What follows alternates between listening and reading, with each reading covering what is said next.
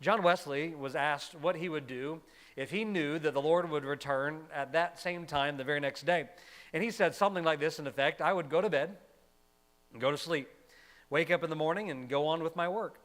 For I would want him to find me doing what he had already appointed me to do.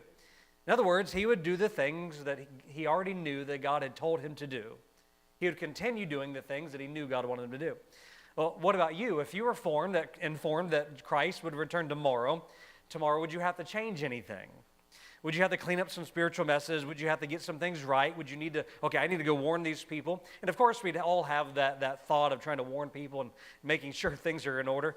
But if we've been living, the idea is if we've been living right with God, doing the will of God from day to day, then there's really not a whole lot that we have to clean up because we've already been doing the will of God. A woman who lived by the teaching that we've talked about, that we ought to be ready to meet the Lord at any moment.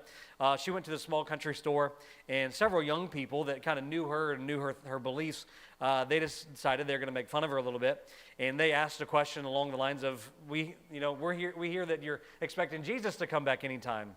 Yeah, that's right. Do you really believe he's coming? Absolutely. Well, you'd better hurry home and get ready. He might be on the way. Said, no, I don't have to get ready. I keep ready. And that's the idea. In Matthew 24, Christ warns us that we should always be ready for the moment he comes back. We looked at the three questions in chapter 24, verse 3. The disciples asked three questions, and we can look at that quickly.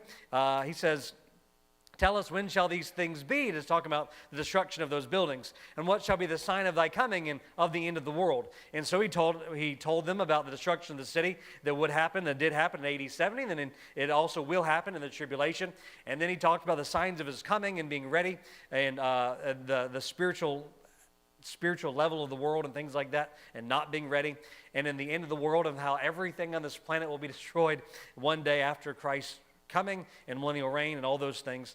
But we've already spent 3 weeks on those things. But at the end of the chapter again, he gives the warning, not just of the signs, but having the information on what the signs are. Based on that, you should be ready to meet the Lord and live that way. Look at verse 42, for example. Verse 42. What are the first two words of verse 42? They are, watch therefore. All right, class, let's try that again. They are, watch therefore. All right, so live ready, live watching. Now, that's not the idea of like some old fella sitting on the front porch on a rocking chair, just waiting for someone to show up. It's more so the idea of someone on guard duty.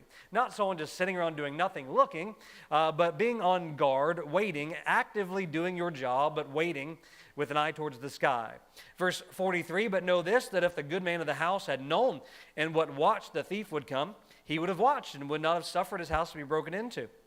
So keep an eye out like you're expecting a thief to come. Like you heard a secret and you knew that they were coming that